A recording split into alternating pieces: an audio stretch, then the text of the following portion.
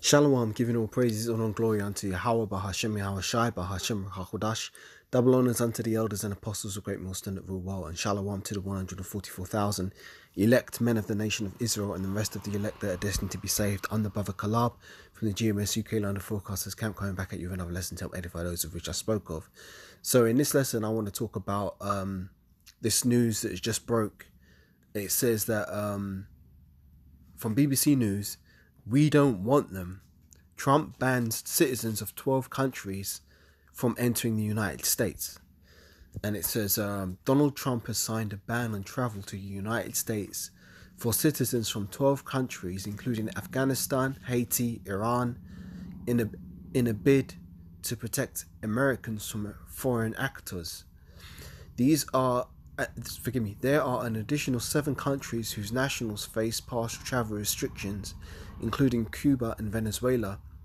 There are some exceptions, including athletes traveling for major sporting events, some Afghan nationals, and dual nationals with citizenship in an unaffected country. It says, "We don't want them," Trump has said, as he announced the ban, while also citing the Colorado attack on Sunday. The travel ban, which comes into effect on the 9th of June, fulfills a promise Trump made during his 2024 election campaign and is likely to draw swift legal challenges. On Wednesday, Trump has also suspended foreign students joining Harvard universities for 6 months and ordered an investigation on Joe Biden's time at the White House. So that's it's just which countries are affected. Trump's administration is banning travel from to the United States from Afghanistan, Myanmar, Chad, Congo, Brazzaville, Equatorial Guinea, Eritrea, Haiti, Iran, Libya, Somalia, Sudan, and Yemen. Partial travel restrictions will also be placed on Burundi, Cuba, Laos, Sierra Leone, Togo, Turkmenistan, and Venezuela. It says Trump has cited national security risks, saying he has considered each country's vetting capabilities, information sharing policy, terrorist presence, visa overstay rate, and acceptance of removable nationals. The White House says restrictions would protect Americans from dangerous foreign actors. So basically, the reason why I'm bringing this out is because this is tying into prophecy. You know, there's prophecies which talk about a man shall desire to go into a city and shall not be able. Let me just find that precept. I think it's in 2nd Ezra 15. Let me just get it here.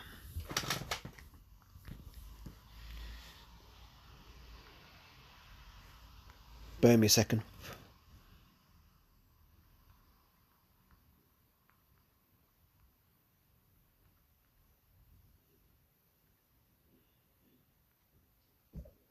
Yeah, I was right. 2nd Ezra 15 and verse 17.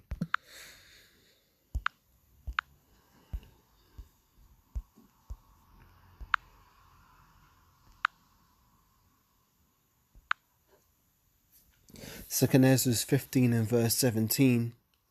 Let's start from verse 16. For there shall be sedition among men, and invading one another. They shall not regard their kings nor princes, in the course of their actions shall stand in their power.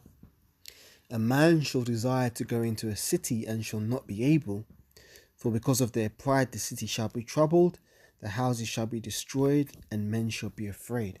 So we are really coming into these times that are spoken of in 2nd Ezra 15. A man shall desire to go into a city and shall not be able. That's essentially what these travel restrictions represent, you know, because Esau is doing his best to keep his kingdom going, you know, so, and he wants to establish his new world order where he is control of everything you say, everything you do, everything you think. He wants total control over everybody. And this is just an example of him exerting his control by preventing people from traveling freely. You know, the days of being able to hop on a plane and, you know, jet set your way around the world, if that happens to be your interest, Those days are soon coming to an end, We saw Esau flexing his muscle in terms of travel restrictions during the C-119 lockdown. What was he saying? You can't go more than, 30 minutes walking distance from your home? You got to keep 6 feet away from people. You're not allowed to congregate in groups larger than 6. Yeah, man, that's Esau. Doing a trial run for his desired new world order. In the new world order, Esau don't want you leaving your home unless he gives you permission. That's how serious it would get. You'd only be able to go to work, go home. You'd be basically a prisoner in his system. That's what he wants to establish, a world where he has total control and dominion. But he's not going to be able to accomplish that because Yahushua is going to come back and destroy all that when he's about to, when he's about to fill his belly. I'll get that one, hang on, bear with me.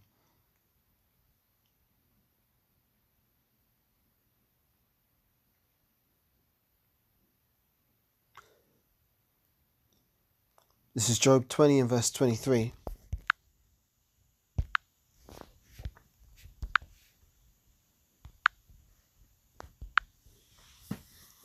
Job 20 and verse 23 says, let me read from verse 22. Job 20 and 22. In the fullness of his sufficiency he shall be in straits. Every hand of the wicked shall come upon him. When he is about to fill his belly, the Most High shall cast the fury of his wrath upon him, and shall rain it upon him while he is eating. He shall flee from the iron weapon, and the bow of steel shall strike him through. So what's that bow of steel talking about? That bow of steel is talking about the nuclear missiles, the intercontinental ballistic missiles that are going to be sent to destroy Babylon the Great with fire, because that's how Babylon the Great is going to go out, with fire. And that's going to be the indignation of the Lord being rained upon him. So Esau's going to try and do what he's going to do for the rest of his time he has left to fulfill his new world order, but the Most High is not going to allow him to do it, because Yahushua is going to come back and he's going to destroy all of that, and Esau along with it, and he's going to go into slavery for 1,000 years. That's pertaining to Obadiah 1:18, and then after that he's going to be destroyed. So Esau's going to do what he's going to do until the time comes that the Most High sends Yahushua to take him out of the way, and then his rulership will be over, because 2 Ezra 15, not 2 Ezra 15, 2 Ezra 6 and verse 9 says this.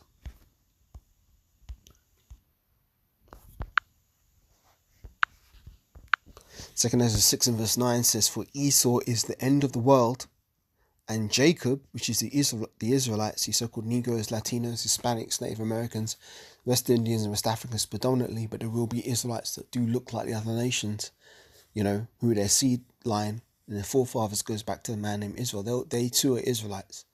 It says, for Esau is the end of the world, and Jacob, meaning Israelites, is the beginning of it that followeth. So yeah, Esau's time of rulership is almost up, and it's almost time for Jacob to ascend to the throne.